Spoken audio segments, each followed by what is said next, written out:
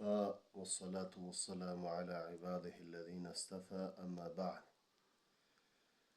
این جمعه در مورد ظلم و ستم یا قتل و کشتار صحبت خواهیم داشت که خداوند عظیم و شان در حدیث در قرآن عظیم کریم می‌فرماید: استعذ بالله من اجل ذلك كتبنا على بني إسرائيل أنه من قتل نفسا بغير نفس أو فساد في الأرض فكأنما قتل الناس جميعا ومن أحيا فكأنما أحيا الناس جميعا ولقد جاءتهم رسلنا بالبينات ثم إن كثيرا منهم بعد ذلك في أرض لمسرفون. خداوند عظیم و شان در سوره مائده آیه 32 صراحتاً اعلان می‌فرماید که به سبب این حادثه بر بنی اسرائیل حکم کردیم که هر کی کسی را به غیر عوض کسی و به غیر فساد در زمین بکشد، چنین است این حکم او گویا که تمام مردم را کشته است، و کسی را زنده بگذارد نکشد گویا اینکه تمام مردم را زنده گذاشته است.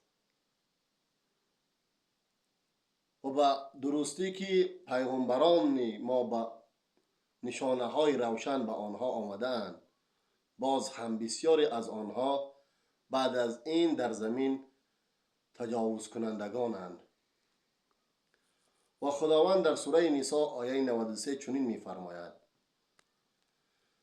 کسی که مؤمن را قصداً می‌کشد، استعذ بالله، و من یقتل مؤمنا متعمدا فجزاؤه جهنم. خداوند می‌فرماید که کسی مؤمن را قصداً می‌کشد، جزای او این است که در جهنمی است. ادامش با می‌فرماید خداوند که خالداً فیها، و در این جهنم جاودان میماند، همیشه میماند. باز دیگر عذاب او این است که خداوند در ادامه آیه میفرماید: و غضب الله علیه، و خداوند بر اون شخص غضب میکند. باز دیگر این کم است، باز دیگر خداوند حکم دیگر میبرد: و لعنه، و خداوند او را لعنت میکند و خداوند لعنتش کند. میفرماید که ولعنه، خداوند او را لعنت میکند.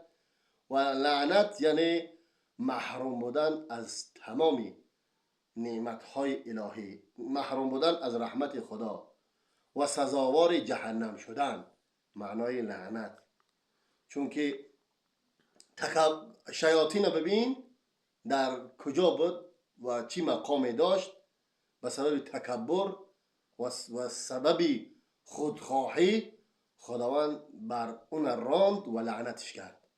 وعد با عذاب دیگرش اینه که وعد له عذابا عظیما، و آماده میکند خداوند برای اون کسی که مؤمن را قصداً میکشد عذاب بزرگ. این سوره نساء بود آیه 93. باز خداوند میفرماید: ولا تقتلوا النفس التي حرم الله الا بالحق، و نکشید نفسی را که خداوند کشتن آن نفس را حرام قرار داده است مگر بر حق، یعنی یا قصاص باشد یا چیزی دیگر. و من قتل مظلوما فقد جعلنا لولیه سلطانا، و کسی را که به ظلمانه کشته شود خداوند میگه ما قرار دادیم برای اون ولی اون شخص سلطنت، کمک، قوی، پادشاهی. فلا یسرف فی القتل، و چنین اسراف در قتل نکنید، انه کان منصورا، به درستی که و یاری داده شده است، خداوند او را کمک میکند. و خداوند در جای دیگر در سوره ابراهیم آیه 42 میفرماید: و خدا از آنچه ستمگاران میکنند بیخبر مپندارید، و خدا را از آنچه که ستمگاران عمل انجام میدهند بیخبر مپندار، جز این نیست که آنها را برای روز موقوف می دارد که در آن روز چشمها خیره شوند. سوره ابراهیم آیه 42. و چنین در حدیث قدسی آمده است که خداوند عظیم الشأن می‌فرماید: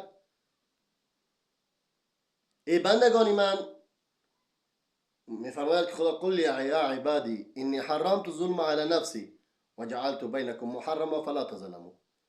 بگو ای محمد صلی الله علیه و بر بندگان من ظلم را بر خودم حرام قرار دادم و جعلته بینکم محرما و قرار دادم اون را ما بین شما حرام شده، فلا تظالموا، یک دیگر را ظلم نکنید، و ما علینا الا البلاغ.